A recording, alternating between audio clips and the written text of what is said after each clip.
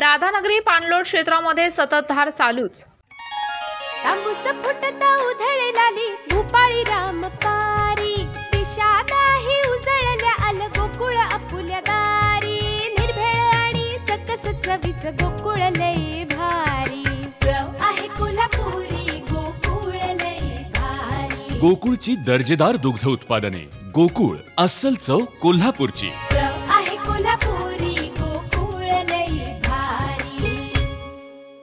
राधानगरी तालुक्यामध्ये सध्या धरण पाणलोट क्षेत्रामध्ये गेल्या 5 ते 6 दिवसापासून पावसाचा जोर मोठ्या प्रमाणात वाढला आहे। धरण पाणलोट क्षेत्रात मुसळधार पाऊस चालू आहे। तालुक्यातील राधानगरी, काळमवाडी, तुळशी या तिन्ही धरणातील पाणी साठ्यामध्ये मोठ्या प्रमाणात वाढ झाली आहे। तरी राधानगरी धरण हे 74.66% भरले असून धरणाची पाणी पातळी 335.24 फूट इतकी असून पाणी साठा हा 6222.40 दशलक्ष घनफूट इतका आहे। गेल्या काही तासात 45 मिलीमीटर पाऊस झालाय। भोगावती नदीमध्ये 1450 क्युसेक विद्युतगृहामधून पाण्याचा विसर्ग चालू आहे। तरी नदीकाठच्या गावातील लोकांना प्रशासनाने सतर्कतेचा इशारा दिलाय।